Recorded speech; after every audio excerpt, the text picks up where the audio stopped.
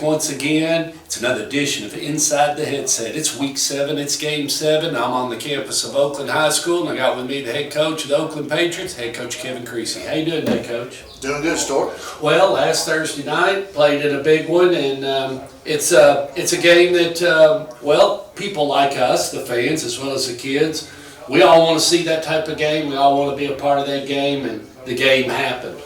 Yep, the game did happen. After a couple of weeks of kind of putting it together, they agreed to come over here, and we agreed to play on Thursday night. Made for a huge crowd. A lot of people were here. Sold a lot of hot dogs and made a lot of money in the concession stand. Had a great game. Came down to the wire. A lot of times those matchups, they don't live up to the billing, but Lipscomb Academy has a really good team, a really good coach, and several really good coaches, and made for a really exciting finish there at the end. The first two chapters, the first and second quarter, it was kind of like, what's kind of going on here? I mean, us as fans, we've not known Lipscomb to be as powerful as that. You did tell me, you called me and said point blank, Stork, you better get ready. A different Lipscomb football team. And boy, we sure saw that, you said. And they played not only the full 4 quarters, the full 48 minutes. They played from the time they got off the bus to the time they left. Yeah, and they were ready to play, and give them credit. We did a couple things that were kind of uncharacteristic. We put our defense in a bad spot. Kickoff return, we dropped a kickoff return. Thought we had a good return set up, and ended up didn't even field the ball. We didn't even get past step 1, so put ourselves in bad spots. And they took advantage of it, but like I said, our defense really saved the day a couple occasions, really bowing their neck and stopping the guys from Lipscomb, inside our 5-yard line. Well, I thought Eric Taylor had a really good game. People like him stepping up and making that second half fight. The game is right out there, but sometimes I think your Oakland Patriots stepped up to say, we're going to write the final chapter of this story, and we're in control of the pen. Well, it's kind of what I was telling someone. It might have been you. It was one of those deals where, their running back, he's going to show up and he's going to play good. Our running back's going to show up and he's going to play well. Our DBs are going to play well, their DBs are going to play well. We've got a really good receiver. They got a really good receiver. Our quarterback played well. Their quarterback played really well. Yeah, buddy. And it's going to come down to, who's the next best guy? Yeah. How's that going to turn out? Well, our next best guy, it was Eric Taylor. And Eric Taylor's one of our best guys. People just don't know about him, and I think everybody knows about him now. He had 16 tackles. Wow. 3 tackles for loss and a pass breakup. That's pretty good for a safety. Yes. And Eric really showed out and made a heck of a play or two down the final stretch. But he made plays all night long. Difference maker. I think it was one of those deals where not only did he show out, but he helped us win. Well, and moving on, and a good game for both clubs. Very well played. Sportsmanlike was good. Didn't get out of control. Everybody shook hands afterwards. And I've seen where some of those games can get a little bit chippy, but this one did, and they kept it in line, didn't they, Coach? There was one flag, and it was on us. And to tell you the truth, there wasn't a lot of mouthing. There wasn't a lot of No, I was down there. There wasn't anything after the whistle. I thought it was a real clean game, and mutual respect after the game. Mm-hmm. And like I said, a lot of general fans just don't understand that, Lipscomb Academy is one of the top teams, even though they're in that middle-sized section of the private school league.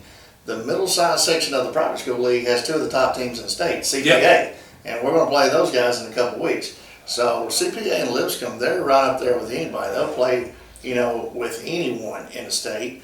And that's, the people around here, I was just trying to explain to them, things are a little different than Lipscomb Academy from 30 years ago. Yeah, it is. And even when I first began, 2004 and 2005, and I was in my early days of just getting used to the regime of Middle Tennessee football and who does what. And, and we go back to, Stratford there for a while had their run, and then Maplewood had their run, and now, most of the kids go to East Nashville. So it drifts around even in the metro, and, we remember, Innsworth with Corn Elder in the run they had. You're right. All that kind of drifts around. It changes and moves. No different. I was telling somebody before I came here, or before you came in to do the interview at one point in 2004. Gary Rankin was running the show, and we all knelt to Riverdale, and they ran the show. So, it's done what's done. Well, enough about that. 21 game win streak for the Oakland Patriots. And last year's team is a part of that. This year's team is a part of that. Got a big one Friday night. But how does it feel to, tell your players, we're doing something, we're setting some history mark, not only for yourself, but you're getting to be a part of something that's really big.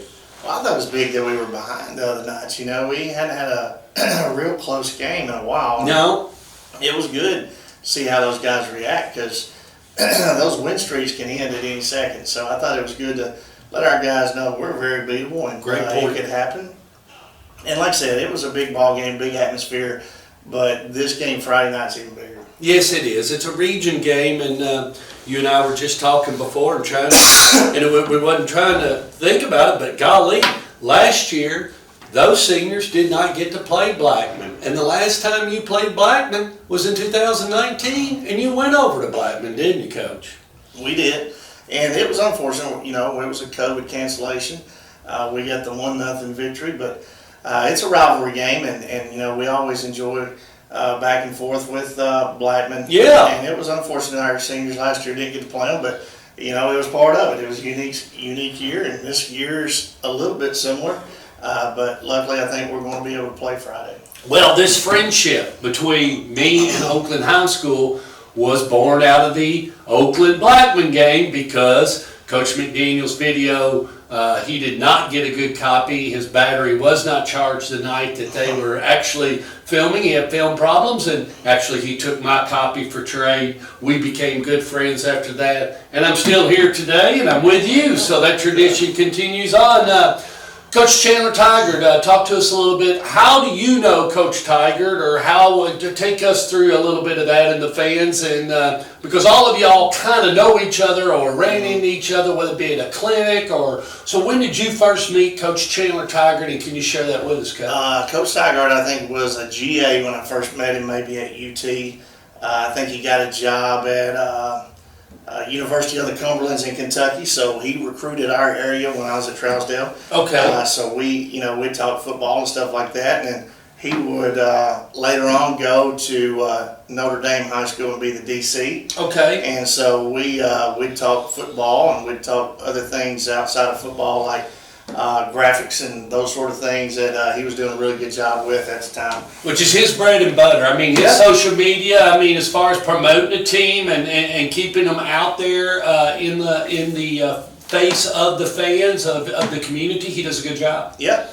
And, went on to North Jackson. I know about North Jackson, and had a good run at Ravenwood while he was there as a coordinator. Yep. But yeah, we've stayed in touch a little bit over the years, and he didn't call me to ask me about the Blackman job. I was a little disappointed. I thought he would. But he ended up going over to Blackman, and like I said, he's definitely got them rolling in the right direction. I think, he says they're young and, inexperienced and got a ways to go. That's possibly true. I don't know. I know that we didn't get to play them last year. There's a lot of people that are playing that I'm not familiar with because, we didn't get to see them. Didn't see them in the playoffs. So, yeah, it's going to be interesting because, it's not just new coach. It's new guys that we're playing against. And, we've played Blackman for years, middle school. They played each other the last couple of years in the championship game, Oakland, Blackman, and then the freshmen. Freshmen had a battle this year. Blackman was undefeated, and our freshmen were undefeated. They had a really good competition there for a while, and our freshmen may end up playing them again in the freshman county championship. You never know. JV played each other the same night. I didn't get to watch it, but I heard, it was a good game. So, competitive. So, at the end of the day, we know a little bit about Blackman, and they know a little bit about us, and so it should be a great matchup Friday.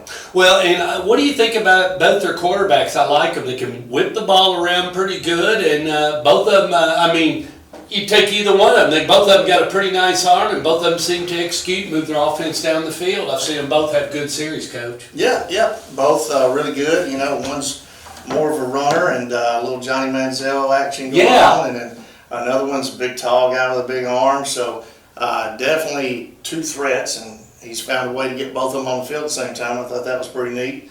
And then at the same time, you look around and they've got a really good receiver, really good running back, a huge offensive line, H-back tight end type kid that can also play receiver. Yeah. So yeah, they've got it going on.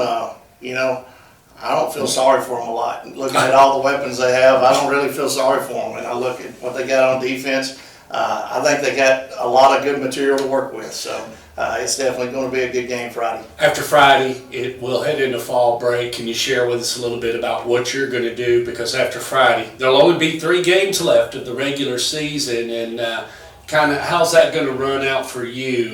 Can you talk a little bit about what you're going to do for the fall break, or what you're going to do with the kids? Yeah, this senior night Friday, we want to make sure everybody's coming out supporting our seniors Friday. Looking forward to that. Homecoming, same time, that sort of thing. So a lot of